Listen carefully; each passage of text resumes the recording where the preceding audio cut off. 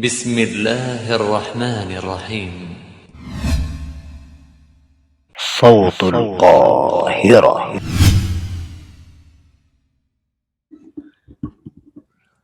Alhamdulillah, salatu wassalamu ala rasulillah nabiyina Muhammadin wa ala alihi wa ashabihi wa man tabi'ahum bi ihsanin ila yaumiddin.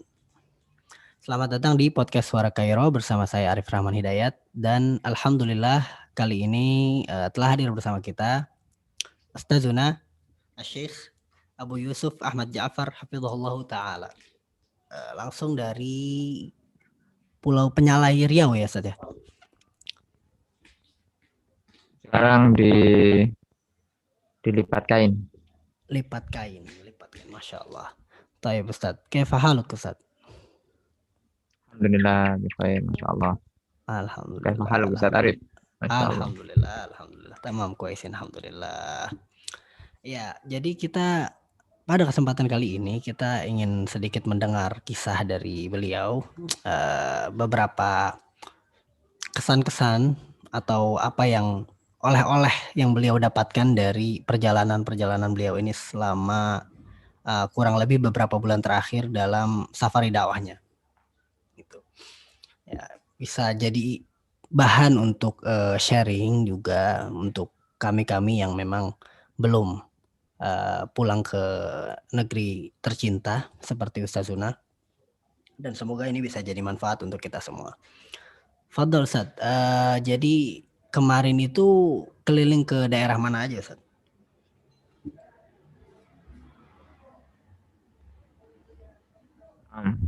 Bismillahirrahmanirrahim.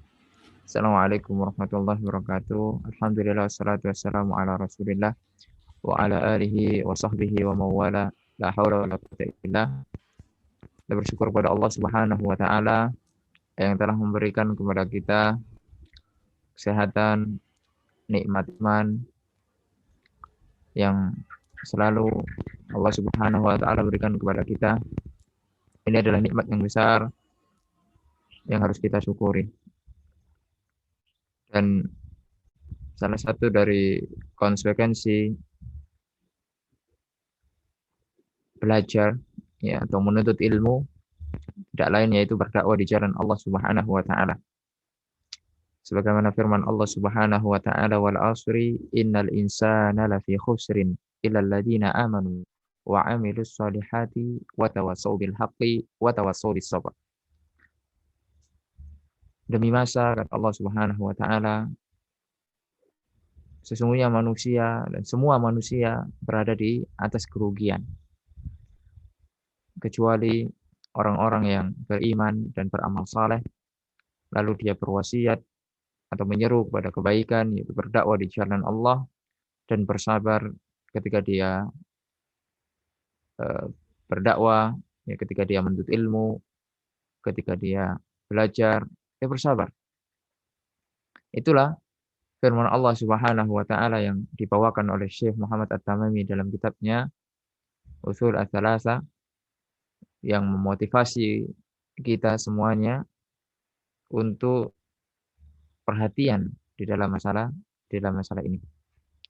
Dan sebagai realisasi itulah kita mencoba untuk berdakwah di jalan Allah Subhanahu wa taala yang mana atau belum terjamah ya sama kebanyakan orang di tempat-tempat atau di pelosok-pelosok negeri yang ada di Indonesia ini, tepatnya di Provinsi Riau ya, di Pulau Sumatera. Karena alhamdulillah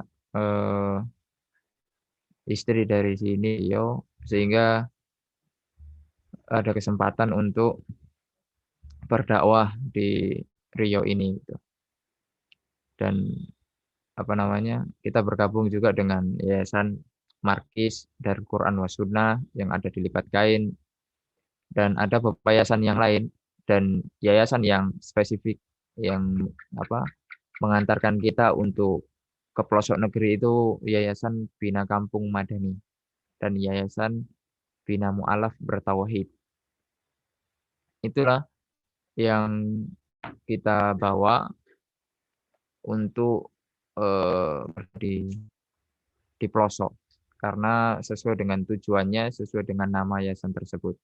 Sehingga ketika kita masuk ke tempat-tempat pelosok itu, kemudian kita bertemu kepada atau dengan kepala desa, dengan aparat pemerintahan yang ada di sana, itu mudah sekali, ya, mudah karena memang program kita seperti ini dan seperti ini. Alhamdulillah wilayah-wilayah yang sudah kita masuki yaitu Pulau Penyalai. Pulau Penyalai itu jauhnya kalau dari Pekanbaru itu kita harus ke Pelabuhan Buton di Siak, sekitar perjalanan 2 jam ya, 2 jam ke Buton, lalu ke Pulau Penyalainya 4 jam. Jadi 6 jam itu kalau normal. Baru kita sampai Pulau Penyalai, itu pun baru sampai pelabuhan, belum ke dalam lagi. Ya. Kalau di Pulau Penyalai itu masih ada sinyal untuk di dekat-dekat pelabuhan itu. Tapi kalau sudah masuk lagi itu sudah hilang. Sinyalnya sudah tidak ada dan listrik di sana masih belum masuk. Di sana listrik belum masuk. Sebagian sudah, itu pun masih setengah-setengah. Jadi jam 6 sampai jam 12 itu nggak ada listrik, sudah mati. Tapi jam 12 sampai malam itu ada. Itu sebagian kecil masih. Dan kita masuk di sana di desa Teluk. Alhamdulillah kita diterima dengan baik di sana sama masyarakat, sama aparat pemerintahan, sampai akhirnya kita membeli lahan untuk pesantren di sana. Alhamdulillah semuanya Allah mudahkan, dan di sana alhamdulillah harga tanah masih murah sekali. Ya, hanya kita kemarin membebaskan rencana awal 15 hektar. Itu ada 2 lokasi yang berjauhan dan harga yang lokasi yang pertama itu per meter hanya Rp500. Masya Allah, Rp500 Ustaz, Masya Allah, murah 500. sekali. Nah, Rp500 itu ya karena memang di pelosok sekali, jadi mobil tidak bisa masuk ke sana. Kita bisa masuk ke sana cuma pakai motor. Dan jalannya pun masih ya seperti itulah, belum layak sebenarnya. Ya lakulihal, kemudian di tempat yang satunya lagi per meternya Rp750. Akhirnya kemudian kita totalkan semuanya untuk 15 hektar itu, sehingga harganya semuanya sekitar 100 lebih lah, 100 juta lebih. Kemudian kita hitung-hitung dengan bangunan, akhirnya kita kemarin buka donasi 225 juta. Ya, 225 juta. Itu kemarin targetnya ya mungkin 2 bulan, 3 bulan itu baru terpenuhi, tapi kaget juga dengan antusias kaum muslimin ketika kita buka donasi. Jadi tidak sampai 1 bulan itu sudah terpenuhi 225 juta. Bahkan luar biasanya lagi berlebih itu donasinya. Sehingga kita belikan tanah lagi, sehingga kita dapat kemarin 20 hektar di sana. Masya Allah. 20 hektar. Dan sekarang alhamdulillah sudah mulai pembangunan, sudah pengeboran sumur ya dan yang lainnya. Ya insya Allah target bulan Ramadan itu sudah bisa ditempati gitu. Insya Allah Ta'ala. Karena kayak kita pembangunan pesantren yang sederhana. Karena prinsip bangun pesantren itu mudah sebenarnya, tidak seperti yang dibayangkan. Ya. Membangun pondok pesantren itu untuk ngawali itu sebenarnya mudah. Yang penting itu ada 3 hal. Ada kiainya atau buyanya, ya. kemudian ada eh, masjidnya untuk tempat belajar, ada rumah santri, ya, itu sudah bisa belajar. Masya Allah. Nah, itu sudah bisa belajar. Dan itu dibuat sederhana saja. Ya, jadi pondok pesantren itu seperti itu, ya, awal mulanya. Jadi pondok pesantren itu bukan gedungnya dulu, ya, bukan gedungnya dulu. Nah, itu yang membuat mindset orang takut mau bikin pondok. Nanti gedungnya berapa? Nah, bukan itu dulu. Yang penting kualitas pondok itu kan. Apa akan Allah bantu untuk selanjutnya berkembang dan berkembang. Dan itu yang dulu dilakukan oleh sesepuh yang ada di Riau, yaitu Buya Jufri Effendi Wahab MA rahimahullahu taala. Itu gurunya dari Ustadz Armen Harinaro rahimahullah, gurunya dari Ustadz Maududi, gurunya dari Ustadz Abu Zubair, dan ya dai-dai yang ada di Riau. Beliau salah satu alumni dari Universitas Islam Madinah. Beliau ngawali dakwah seperti itu. Ya, dibangun dulu rumah buyanya, rumah ustadznya, kiainya, nah baru dibangun pemondokan, ya, yang bisa musola atau sama tempat tidur santri. Nah, dari situlah cikal bakal pesantren itu. Oleh karenanya, kalau pesantren itu tidak ada buyanya, bukan pesantren. Ya. Nah, Kalau tidak ada santrinya, ya siapa yang ngaji? Masa jin? Ya tidak juga. Ya, jadi ada 3 hal itu yang menjadikan kita bersemangat untuk membuat itu gitu. Jadi kita akan banyak membuat pesantren di pedalaman-pedalaman itu. Alhamdulillah sekarang kita ngirim santri dari Pondok Markis Darul Quran wa Sunnah itu yang ada di sana sekarang 11 orang. Ya sekarang ya kegiatan mereka ngajar anak-anak, ya, bina mu'alaf yang ada di sana. Karena di sana ada suku Akid. Suku Akid itu penganut animisme, ya, penganut agamanya animisme. Tapi kalau di KTP-nya mereka Buddha, dibuat Buddha. Karena di KTP kan tidak ada animisme, jadi mereka Buddha. Tapi gitu, Buddha ya tidak jelas ya tidak ada dia kegiatan agamanya di Buddha gitu. Jadi mereka cuma numpang nama karena kebetulan kepala desanya di sana Buddha gitu. Jadi dibuatlah yang tidak ada agama itu dibuat Buddha gitu.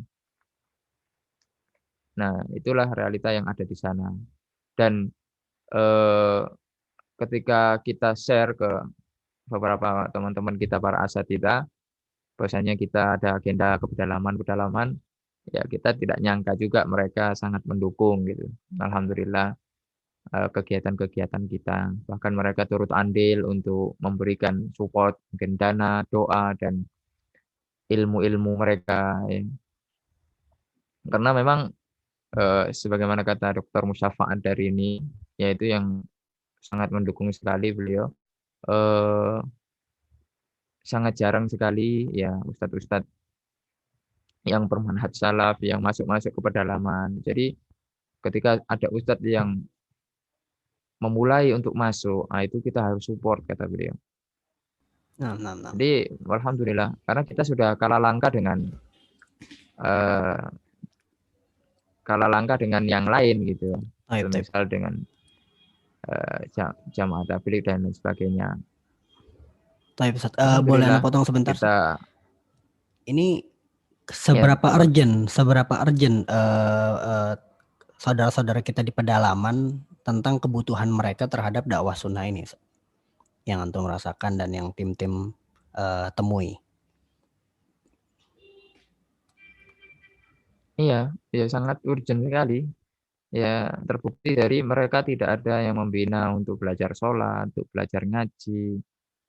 Ya, ketika tidak ada dai di sana, ketika tidak ada santri yang ada di sana, ya tidak ada sholat berjamaah, tidak ada azan, ya kosong musola.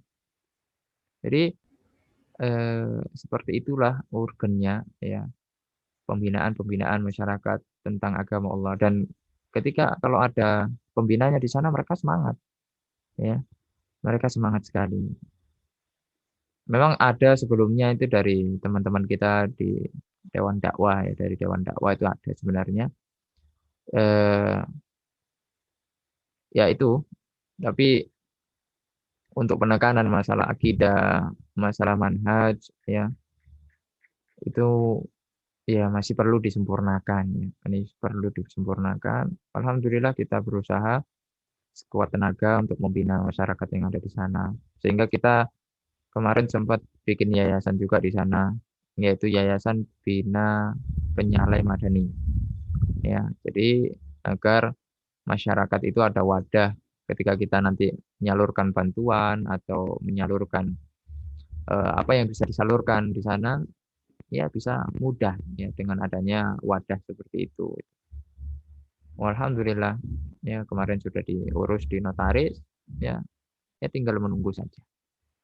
Jadi itulah eh, yang membuat kita apa namanya tersentuh, dan di sana Islamnya sangat minim sekali ya, sangat masih belum banyak yang muslim. Di suatu daerah ada yang sampai 20-10% muslim, yang lain agamanya campur-campur ya, dan akses ke sana itu ya jauh sekali gitu.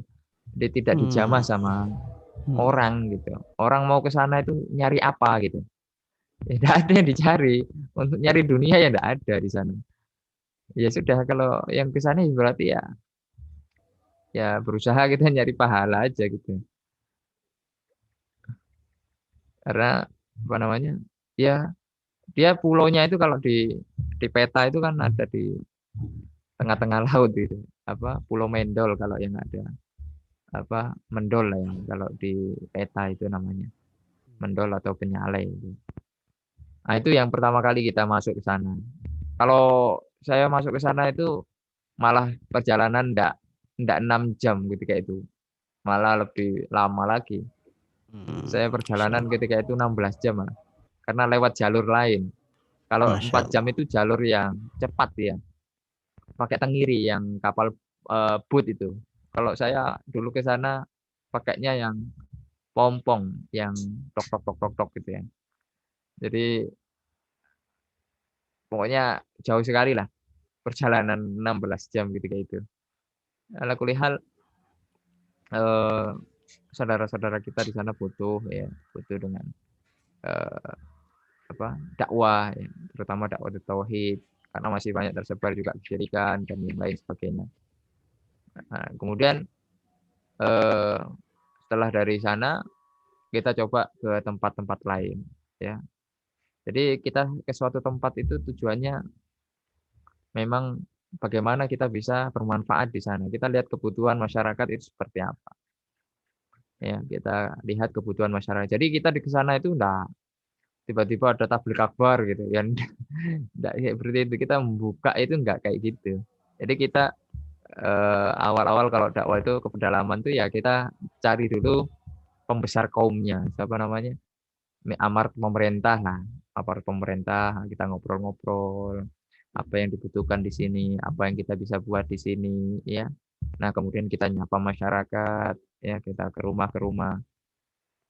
Ya, meskipun ada juga pandangan-pandangan miring ya tentang apa yang kita lakukan ini gitu, dari ya adalah gitu kan. Dikiranya kita apa jamaah tabligh dan lain sebagainya. Ya, kita katakan bahwa kita bukan seperti itu. Ya, kita bukan seperti itu. Kita apa ini seperti ini saya bilang seperti itu ya. Alhamdulillah ya, orang akan tahu sendiri gitu. Yang penting kita menjaga prinsip dalam dakwah, akidah dan manhaj kita, kemudian hikmah ya, dengan kesabaran, dengan lemah lembut menyeru kepada masyarakat.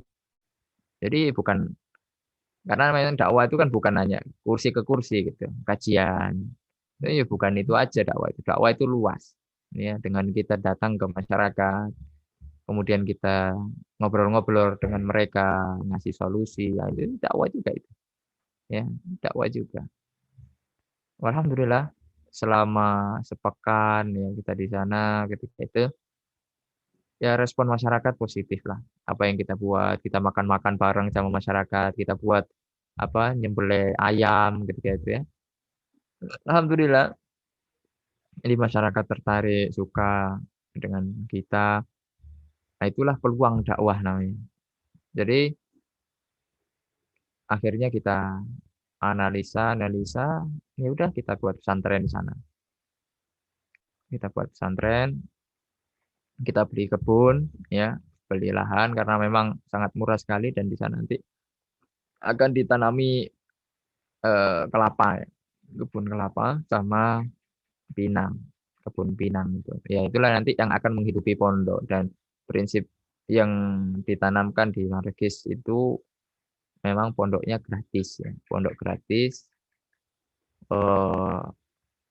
Ya kita berusaha untuk pemasukan pondok ya dari usaha itu, dari usaha kebun sama ya ta'awun dari kaum muslimin biasanya seperti itu. Nah, setelah dari Pulau Penyalek itu kita ke daerah Talang Mama. Itu kita keliling 2 pekan, keliling Riau itu 2 pekan di 3 kabupaten atau ya 3 kabupaten atau 4 lah ya. Kalau Kuantan Sengingi, Kuansing, Kabupaten Indragiri Hulu, Indragiri Hilir, ya dan Pelalawan, ya Pelalawan. Akhirnya kita masuk di kalau Talang Mama ini lebih ngeri lagi, ya lebih ngeri lagi dan lebih serem, lebih serem. Mas. Nah Talang Mama ini dia jauh sekali, ya kalau dari Pekanbaru jauh sekali. Dia perjalanan naik naik mobil sampai ke Samarinda. Jadi dia Talang Mama ini berada di Kabupaten Indragiri Hulu, Inhu, ya. Dia terus lagi lanjut Jambi, ya. Jadi dekat dia sama Jambi. Kita perjalanan sekitar 6 atau 7 jam lah, 6 atau 7 jam jalan darat. Ya, 6 atau 7 jam jalan darat untuk sampai ke apa namanya? Sungai. Nah, sungai. Jadi Talang Mama ini di tengah hutan. Dia di tengah hutan. Ya, jangan apa namanya? Jangan kira di sana ada sinyal, ada listrik. Ya, itu sudah pasti tidak ada. Itu Masya sudah pasti Allah. tidak ada. Pelosok sekali berarti Ustaz, ya. Jadi tengah hutan dia. Oh ya, tengah hutan akhirnya kita naik sampan. Perjalanan naik sampan untuk sampai ke Talang Mama yang desa kita tuju itu ada beberapa dusun di sana dan dusunnya bermacam-macam, tidak banyak. Itu kita memang menuju dusun yang sebelum akhir, namanya dusun Sweet. Itu sekitar perjalanan 6 jam.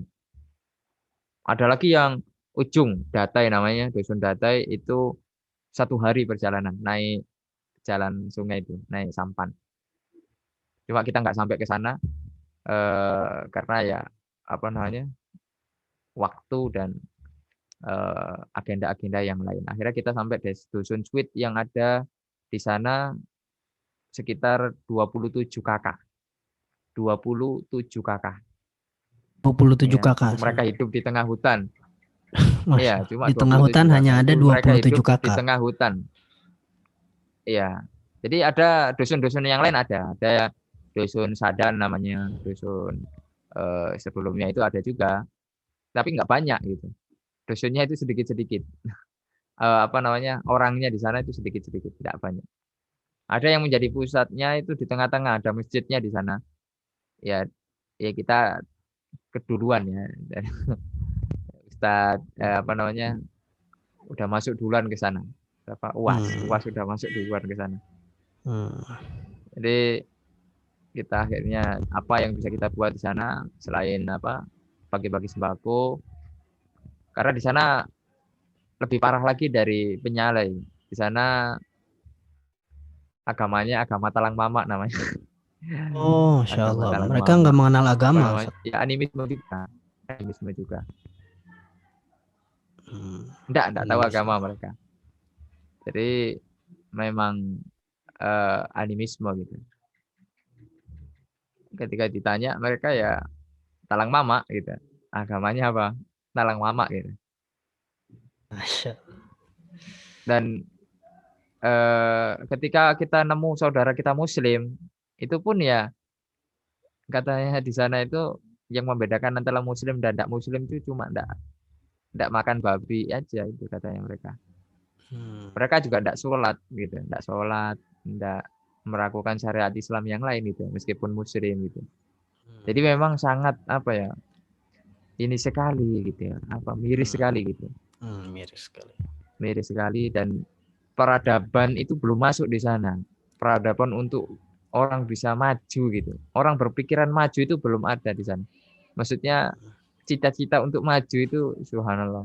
Saya ngobrol sama anak-anak di sana itu, mau nggak kita sekolahkan ke kota gitu, mondok di nanti pulang berdakwah di sini.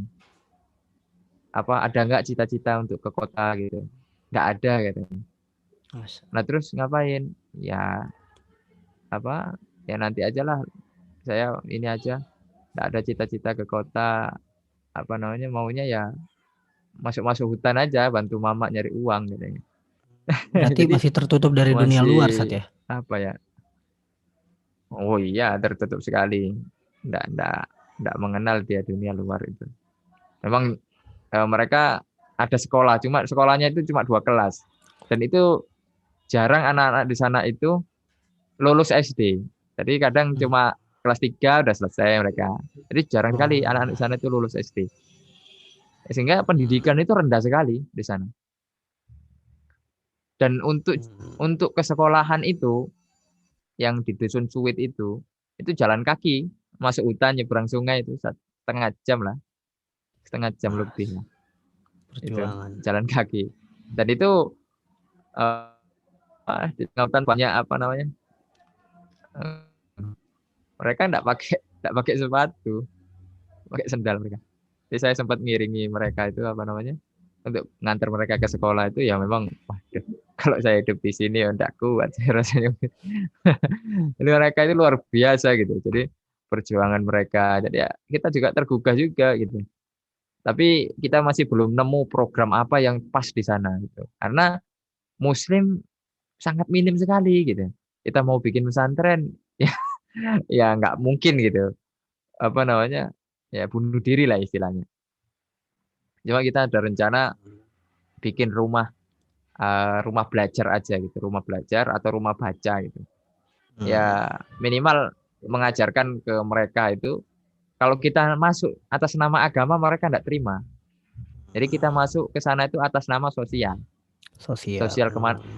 kemanusiaan. Dan itu disampaikan sama kepala desanya seperti itu. Dan yang membuat ruang gerak kita di sana agak sempit, kita nggak bisa beli lahan di sana.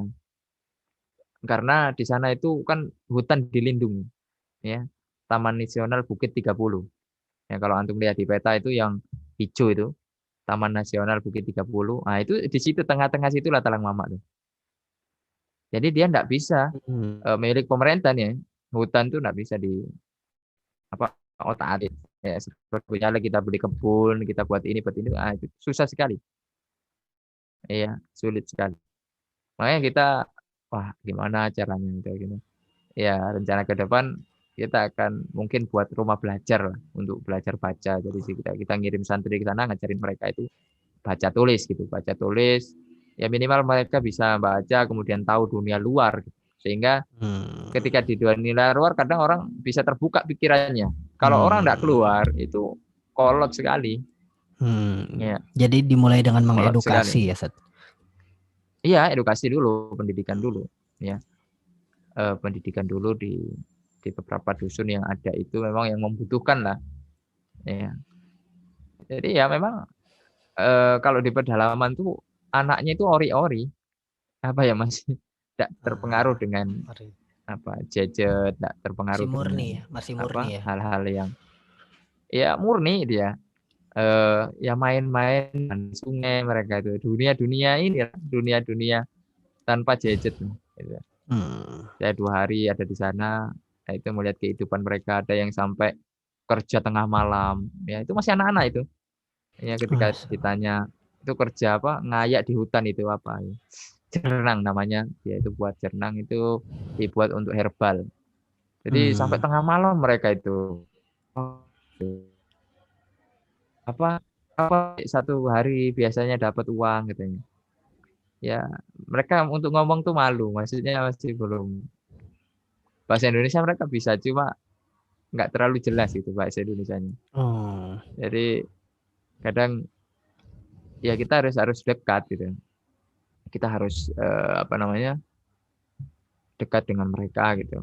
Sampai akhirnya kita ngobrol-ngobrol sama mereka, ya kadang sehari dapat 50.000 ya. Sehari dapat 50.000 untuk ya untuk makan lah katanya, untuk makan, untuk ini gitu. Di sana pasarnya itu kalau mau ke pasar sepekan sekali, hari hari, Sabtu kalau nggak salah ya. Jadi hari Kamis atau Jumat itu mereka udah itu kan perwakilan aja ya gitu. Dari sana belanja ke pasar, bawa masuk lagi ke hutan gitu. Hmm. Itu pun perjalanan jauh dia, eee, 6 jam ya, 6 jam. Kita naik sampan dan ongkosnya naik sampan itu kan mahal ke sana itu. Kita satu sampan itu bisa sampai 8 orang, 7 sampai 8 orang, 1,5 juta itu. Oh, Masya Allah, Iya, mahal sekali ya. masuk ke dalam itu. Bayangkan ada ya makanya orang tuh ya berpikir panjang untuk masuk ke sana, kemudian orang itu mau apa namanya, keluar lagi dari sana, ya karena kan biaya untuk ke sana itu mahal, karena bensin kan, Hmm. atau Iya, iya. solar lah, solar itu untuk sampannya itu. Oh iya, Masya Allah. Dan di sana ya ya tengah hutan lah. Nah, begitulah keadaannya di sana. Tapi yang membuat kita ini keindahan alamnya itu luar biasa. Ya keindahan alam ya, masih ori lah gitu. Hutan-hutan yang benar-benar hutan gitu, yang Hmm. rindang, yang masih hijau itu. Jadi kicauan-kicauan burung itu yang membuat agak hiburan lah bagi kita gitu. Karena Hmm. apa, sinyal kan nggak masuk, ya udah hiburannya ya alam itu. Hiburannya ya Oh. alam itu. Jadi nggak berfungsi HP itu kecuali mungkin untuk foto-foto sama video. Hmm. Telepon pun nggak ada, nggak bisa, telepon nggak bisa. Jadi entahlah Hmm. mereka itu gimana komunikasinya ya, nggak bisa Hmm. komunikasi.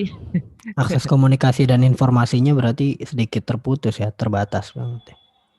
Ya mau nggak mau ya harus keluar kalau mau dapat informasi atau apa gitu. Ya keluar Hmm. itu, keluar dari situ gitu, Hmm. ke tempat yang ada sinyalnya. Masya Allah, Nah, perjuangan itulah sih. realita yang ada di sana, di Talang Mama. Nah, itu keagamaannya itu yang paling masih nol ya, dan muslim masih sangat sedikit sekali di sana.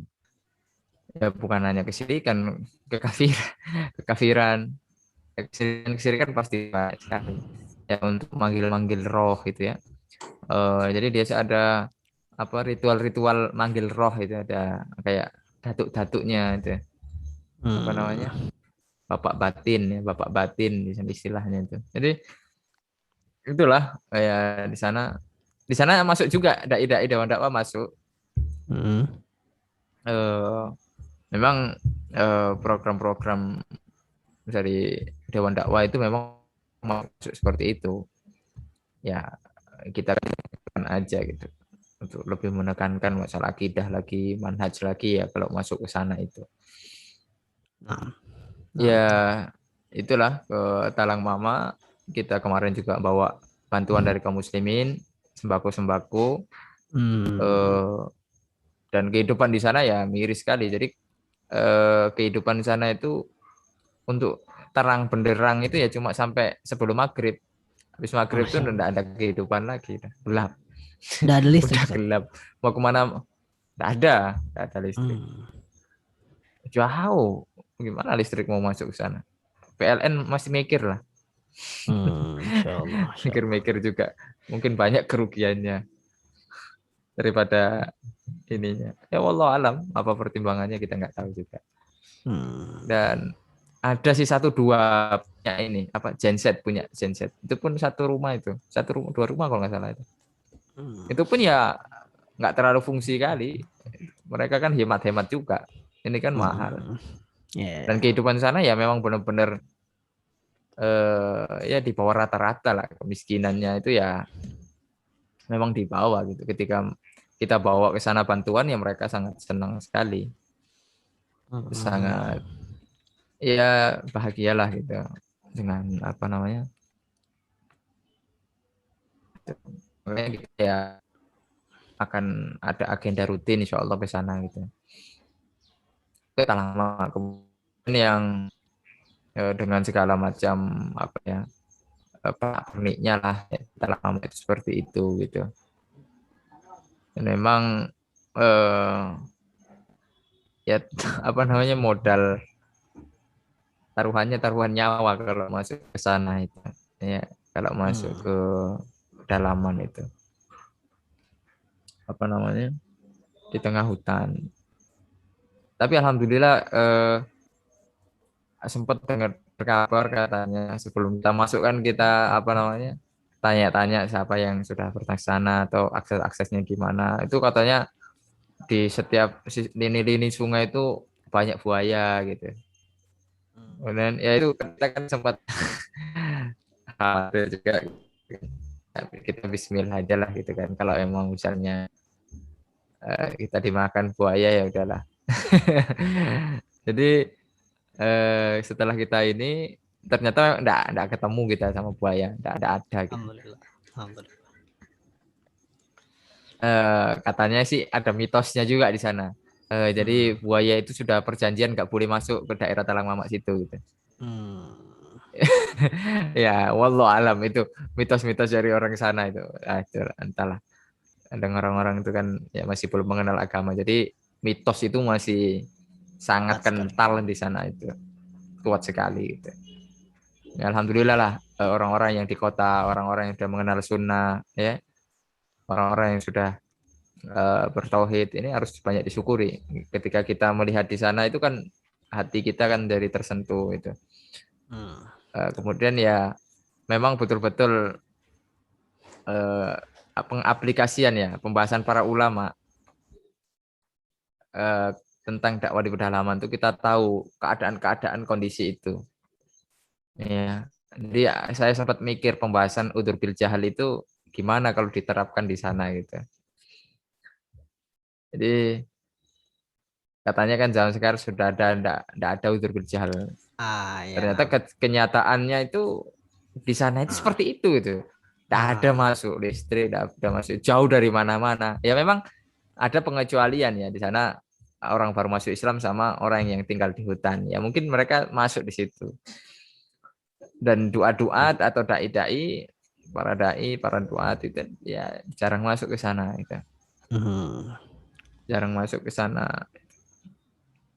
yang bermanhaj salaf ya. Kalau yang mungkin yang lain mungkin sudah masuk gitu. Cuma yang salaf saya gitu.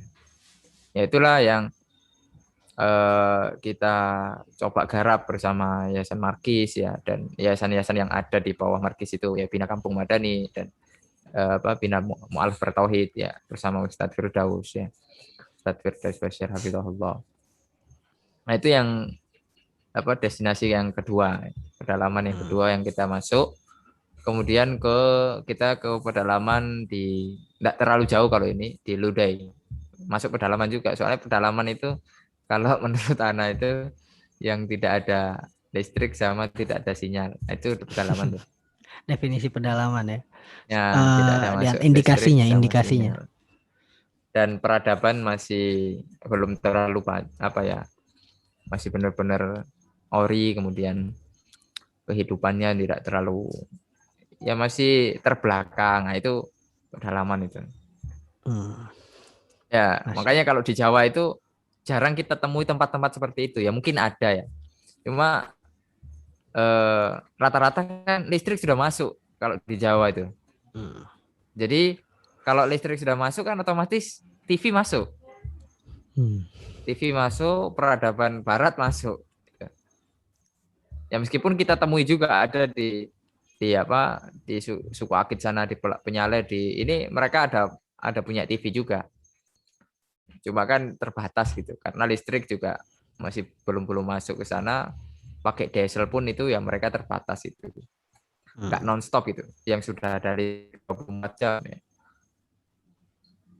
Nah, terus kita yang destinasi ketiga ini ke Desa Ludai namanya, di Kampar Kiri Hulu. Itu yang kita masuk ini pakai sampan semua rata-rata. Pakai jalur ini memang belum ada jalur darat. Jadi Belum ada rata-rata jalur pulau darat. kecil ya, Sat? Ya bukan pulau sebenarnya. Ya dia nyambung cuma lewatnya bisa dari sungai gitu. Oh, aksesnya terbukanya dari Aksesnya sungai. karena kan hutan dia kan.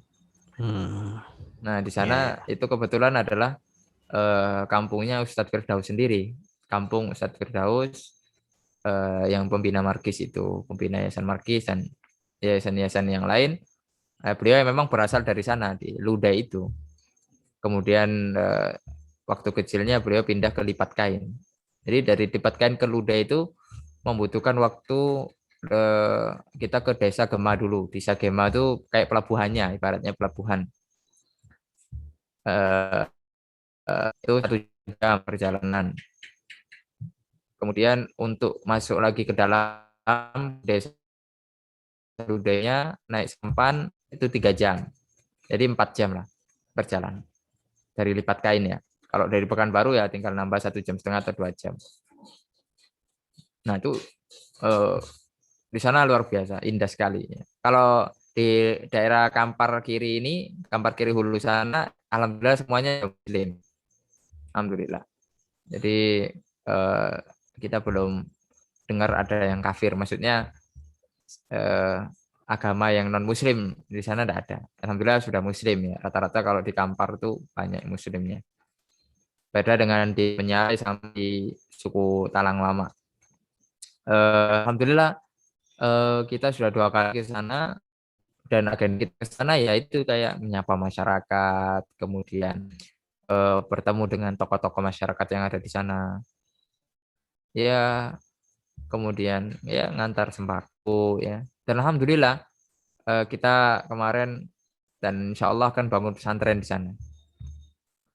Bangun pesantren juga di sana. Alhamdulillah sudah ada 1 donatur yang menjamin semuanya, masjid sama dan yang lainnya.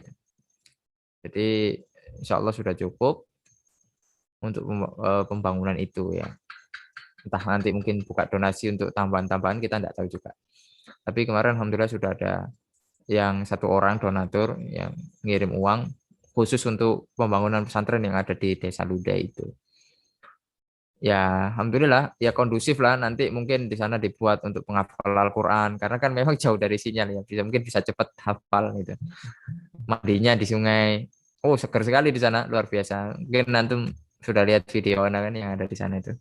Itu kan luar biasa, alamnya masih alami, bening gitu. Jadi ikan-ikan tuh masih terlihat di bawah itu ketika kita naik sampan.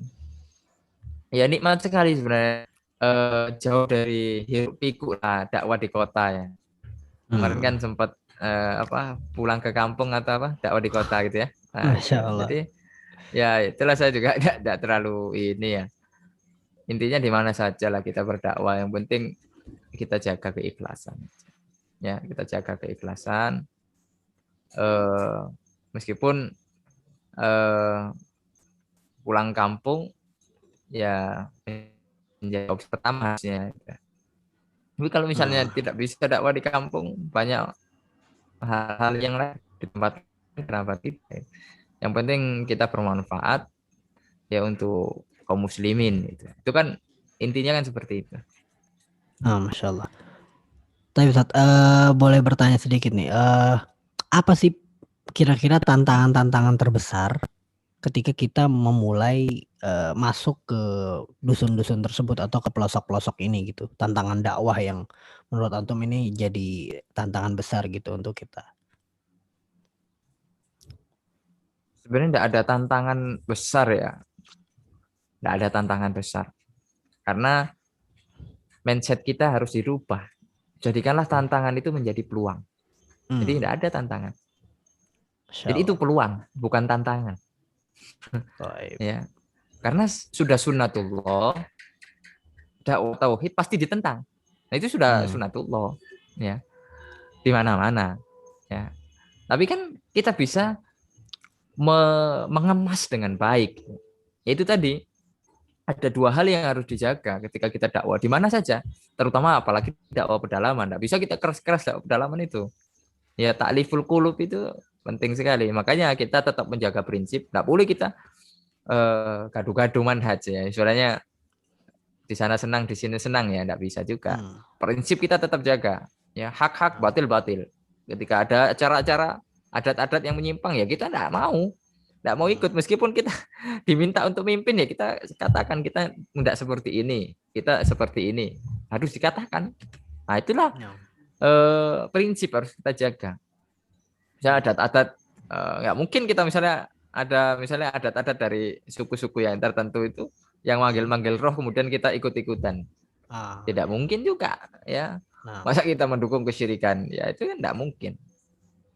Ya beda dengan adalah sebagian teman-teman kita yang sudah berdakwah di sana, mereka justru nyebur ke situ. Nah, itu kan menurut kita kurang, menurut anak kurang bagus lah seperti itu. Kita itu jadi harusnya bukan mengalah dulu ya, kamuflase dulu. Ibaratnya apa ya istilahnya? Ya kita kan harus membaur sama masyarakat biar dakwah kita diterima. Bukan seperti itu. Ya, membaur sama masyarakat di hal-hal yang tidak bertentangan dengan syariat. Kita bisa buat sendiri kok. Kita bisa bikin beli kambing makan-makan. Kita sendiri yang inisiatif acara kita sendiri. Undang bisa kita. Ya, kita bisa bikin beli mungkin tausiah singkat bisa kok kita tanpa adat-adat ini yang menyimpang itu bisa kok ya. Yang penting kita jaga prinsip itu, tidak boleh kita tidak menjaga prinsip itu. Seperti yang ada di Talang Mama itu ya. Jadi ada cerita lucu. Jadi dai-dai yang sudah pernah dakwah ke sana di Talang Mama tuh laki-laki perempuan semuanya ngerokok. Masya Allah. Hampir seluruhnya yang Ana lihat dan pengakuan mereka itu mereka mengerokok. Ketika Ana nanya kenapa mereka ngerokok, karena masuk hutan. Karena kan kita di hutan banyak nyamuk nih. Kalau nggak ngerokok nanti digigit nyamuk, katanya gitu. Masya Allah, Jadi memang alasan-alasan yang ya ada-ada aja gitu. Sebenarnya cuma alibi saja. Iya. Kan bisa pakai autan kan bisa sebenarnya. Nah, itu kan cuma ya karena sudah hawa nafsunya sudah pengen ngerokok terus ya sudahlah itu. Dan adanya kawan-kawan kita yang udah berdakwah di sana sebelumnya itu mereka ikutan ngerokok juga gitu. Biar membaur sama masyarakat gitu. Makanya kita kemarin disarankan sembako apa yang lebih dibutuhkan sama mereka. Disarankan sama sebagian orang bawa tembakau katanya. Bawa ini mereka sangat senang sekali. Wah, kita kan prinsip enggak boleh, kita meyakini rokok itu enggak boleh. Ya, betul. Ya. Meskipun ada fatwa MUI seperti ini, tapi kan keyakinan kita kan beda gitu. Iya betul. Rokok jadi nggak boleh gitu. Menggadaikan prinsip untuk membuat mereka ridho itu. Hal yang tidak dibenarkan. Bisa, tidak dibenarkan. Tetap kita harus katakan kita tidak seperti ini. Nah, kemudian yang kedua hikmah. Ya, kita bicaranya dengan baik-baik ya. Kita buka dulu lah hati masyarakat tuh dengan memberi. Membuka hati masyarakat itu dengan memberi. Makanya kita selalu ngajak sama kawan-kawan. Ya, kalau anak sendirian bawa uang sendiri ke sana ya kan enggak mampu. Ya, makanya kita kan ajak-ajak sama teman-teman siapa yang mau ikut andil itu dalam dakwah pedalaman. Alhamdulillah ada yang banyak yang mau. Sehingga kadang kadang kita nekat aja sebenarnya. Pernah suatu ketika enggak ada uang sama sekali untuk berangkat ke sana. Akhirnya dulu Ya, kita minta tolong sama Allah SWT. Pinjam saya dalam berapa jam perjalanan, kemudian ada uang masuk di rekening yayasan. Alhamdulillah. Ya, pertolongan Allah Subhanahu wa taala. Jadi yang penting itu kita ada program. Jadi hal yang harus kita perhatikan, jadi tidak nunggu uang dulu baru program jalan, tidak. Kita harus punya program dulu. Insya Allah kalau kita sudah punya program, dana itu akan datang. Ya, jadikan program-program yang kita canangkan, yang kita lakukan itu sumber dana, gitu loh. Ya, justru itu sumber dana, bukan butuh dana. Ya memang butuh dana, cuma insya Allah nanti Allah akan gerakkan kaum muslimin, karena agenda kita ini bukan agenda sembarangan, ini agenda besar. Kita menyerukan dakwah tauhid di kampung-kampung yang memang jarang dijamah. Ya. Memang jarang dijamah. Kalau sama kawan-kawan yang lain mungkin sudah dari mungkin jamaah tabligh dan lain sebagainya, ya. Tapi untuk yang ini gitu, itu yang jarang sekali. Ya. Makanya saya sangat terinspirasi dengan Ustadz Muhammad Wujud, ya, dai salafi yang sudah sepuh. Beliau lah yang selalu memberikan nasihat kepada kita, memberikan semangat kepada kita. Ya, dakwah itu bukan dari meja ke meja saja. Selama ini kan mindset dakwah itu, kajian salafi itu meja ke meja. Bukan itu. Kita harus turun tanah. Turun tanah itu masuk ke kampung-kampung. Ya, bukan ceramah aja. Ya bikin bakti sosial atau bikin ya masuk-masuk lah. Kita nyapa masyarakat. Itu dakwah juga. Ya. Karena hati masyarakat tuh masyarakat itu harus ada di hati kita gitu. Masyarakat itu harus ada di hati kita. Kita pun sudah harus ada di hati masyarakat. Nah, itulah kalau kita pengen sukses dalam berdakwah. Memang dari hati ke hati, bukan kepentingan. Ya, bukan kepentingan. Tidak ada kepentingan yang di sana untuk nyari uang. Apa yang dicari di sana? Ya. Sedangkan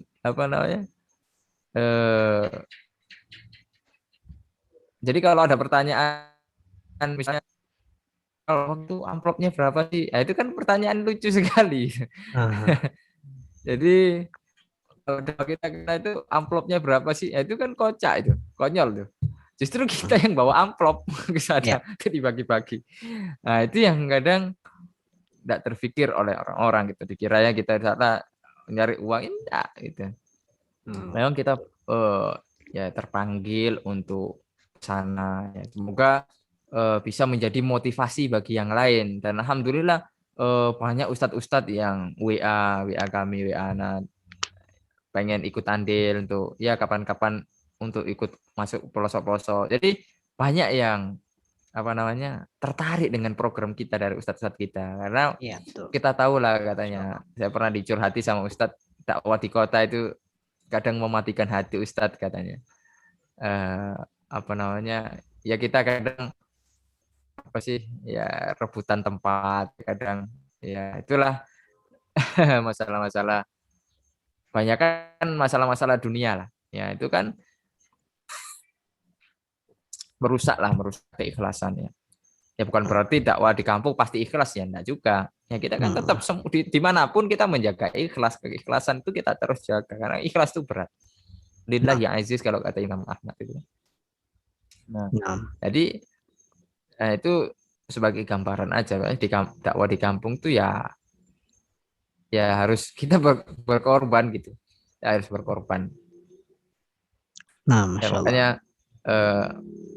ya semoga lah ini tadi berkesinambungan ya, kita mengajak semuanya dari kaum muslimin untuk berbondong-bondong, dari para dai ya, dai sunnah ya, sudah saatnya ya dai sunnah turun gunung ya, masuk ke hutan ya. Karena kita sudah kalah langkah ya, Kita insya Allah ya sangat yakin berada di atas al-haq. Maka kita harus sampaikan al-haq itu. Ya, orang-orang yang tidak berada di atas al-haq, mereka begitu yakin menyampaikan pemahamannya.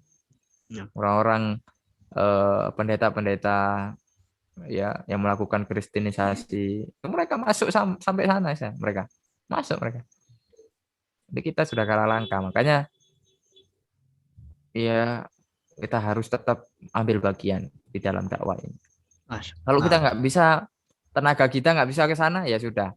Ada uang berapa, misalnya ya 100.000 atau 50.000, itu kan sudah bermanfaat. Ya, minimal untuk belikan mereka beras, belikan mereka sembako, ya itu bermanfaat sekali gitu.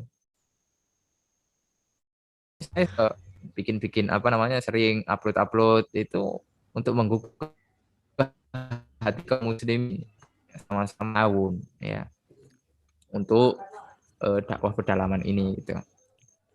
Makanya sekarang kita bikin pengkaderan lah untuk S1 ini, nanti ya kita kirim ke sana mereka untuk berdakwah, dan kita ngambil kader-kader dari sana.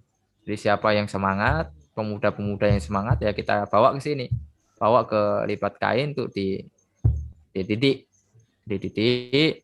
di apa namanya, dikasih ilmu, sehingga mereka nanti pulang ya mereka dakwah di kampungnya. Masya Allah. Di pelosok-pelosok itu. Ini terkait dengan ini ya, terkait dengan menggugah jiwa. Kira-kira hal apa yang antum temukan yang berkesan selama antum masuk ke pedalaman itu, yang menggugah jiwa antum, yang mungkin bisa menggugah jiwa kita juga nih yang mendengarkan nih, sehingga bisa tergerak untuk mungkin ikut membantu, ikut berkontribusi dalam dakwah ini. Ya kita temui ada hati-hati yang berjiwa hanif yang ada di pedalaman-pedalaman. Orang-orang yang dengan keterbatasan seperti itu, mereka masih taat kepada Allah. Mereka masih komitmen untuk beribadah kepada Allah. Kita temui 1-2 orang ya yang kita jumpai ya. Dan itulah yang menjadikan hati kita itu apa? Belajar untuk qanaah, belajar untuk hidup sederhana, belajar untuk selalu bersyukur. Ya. Ini loh, mereka seperti ini loh, masih bisa taat kepada Allah dengan segala keterbatasan. Kalau di Pulau Penyala itu airnya tidak bersih. Airnya tidak bersih, airnya itu warnanya merah. Tanahnya itu gambut. Merah, makanya saya pulang-pulang dari Pulau Penyala itu sariawan, nggak cocok sama air. Jadi wudhu itu ya saya sudahlah, kumur dikit gitu langsung ini. Nah gimana ya, makanya kita kemarin alhamdulillah bikin sumur bor ya, itu dalamnya 100 meter ke bawah itu. Alhamdulillah ada kaum muslimin yang mau mendermakan hartanya. Alhamdulillah kita habis 25 juta untuk sumur bor itu, untuk bisa keluar air bersih. Dan itu salah satu proyek kita, salah satu ladang dakwah kita, air bersih. Nanti itu bisa dimanfaatkan oleh warga sekitar. Jadi bukan hanya anak-anak yang di pesantren itu nanti, tapi warga bebas ngambil air bersihnya itu, sehingga mereka bisa merasakan air bersih itu. Ya, jadi ndak coklat lagi atau ndak merah lagi air mereka gitu. Ya itulah. Jadi kita masih menemukan orang-orang yang masih menjaga keislamannya di tengah-tengah keterasingan, mungkin di tengah-tengah keterbatasan, di tengah-tengah banyaklah rintangan-rintangan mungkin yang ada di sana, di mana banyak orang yang lalai ya dari agama Allah ya. Itu wallahu a'lam. Baik, Ustaz, Masya Allah. Mungkin kita sebelum ditutup ya, ini bagaimana kira-kira pesannya untuk kawan-kawan sesama pejuang dakwah, kemudian juga sesama kaum muslimin ya, terkait dengan fenomena dakwah di pedalaman ini. Kira-kira ya apa saja yang bisa kita kontribusikan nih untuk kelangsungan dakwah ini, atau apa saja yang bisa kita ulurkan untuk saudara-saudara kita yang ada di pedalaman ini? Fadhal. Ya dakwah itu kan kita saling ta'awun ya, wa ta'awanu 'alal birri wat taqwa, saling tolong menolong kalian ya, di atas kebaikan dan ketakwaan. Maka kita mau menggugah sebagai kaum muslimin ya, kalau kita belum bisa andil tenaga kita belum bisa ke sana ya, minimal kalau kita punya ada kelebihan rezeki ya kita andil ya, untuk ya berapapun lah ya, yang penting bermanfaat untuk dakwah ya. Kemudian dan insya Allah kita salurkan dengan baik ya, dengan amanah biidznillah ya, kita juga menjaga amanah kaum muslimin ya, dari hal-hal yang tidak diinginkan. Kemudian kalau tidak bisa ya minimal doakan kami, doakan perjalanan kami selalu diberkahi oleh Allah ya, selalu mendapatkan kemudahan-kemudahan. Alhamdulillah dengan izin Allah Subhanahu wa taala kita akan terus ya, entah sampai kapan nanti ya. Ya, kita akan terus berjuang. Rencana ke depan kita akan data-data yang ada di pedalaman itu kita coba bincangkan atau kita nanti presentasikan hasil-hasil kegiatan dakwah kita dengan para masyayikh yang ada di Saudi nanti. Ya, nanti ya siapa tahu ada kemudahan-kemudahan bagi putra-putra daerah ya yang asli pedalaman betul ya. Jadi bukan pedalaman-pedalaman yang tidak pedalaman gitu, pedalaman betul gitu. Jadi untuk bisa Jangan pedalaman yang kurang dalam ya. Pedalaman yang pedalaman gitu. Bisa mungkin ada pendidikan beasiswa ke sana ya, sehingga itulah mungkin rencana-rencana kita, dan kita juga mungkin bicarakan nanti ya di Multaqoduat ya, untuk program-program yang seperti ini itu di tempat-tempat yang lain ya. Jadi bukan hanya di Riau. Sekarang kita masih di Riau karena ya kebetulan kita di Riau. Nanti kita akan masuk lagi ke tempat-tempat yang lain. Rencana kita kemarin ke daerah pedalaman Natuna sana yang betul-betul tengah laut ya, tengah laut. Ada di sana Anambas juga di tengah-tengah laut ya. Rencana seperti itu, kita masuk ke sana. Kemudian ke tempat-tempat yang lain lah, mungkin di wilayah Sumatera dulu ya, kita masuki yang pedalaman-pedalamannya yang memang belum masuk di sana, minimal belum masuk ada keislamannya, kita masuk sana. Kalau sudah ada Islam ya minimal kita nanti mungkin bikin pesantren ya yang bermanhaj salaf ya. Jadi seperti itu. Dan sekarang program kita lagi pembebasan lahan untuk pesantren mu'alaf. Alhamdulillah sudah 30% lebih lah sepertinya yang sudah terkumpul, dananya masih membutuhkan 70% lagi lah, sekitaran seperti itu. Insya Allah. Masya Allah, jazakumullah khairan Ustaz atas waktunya dan cerita-ceritanya. Masya Allah, ini sangat luar biasa, sangat menggugah.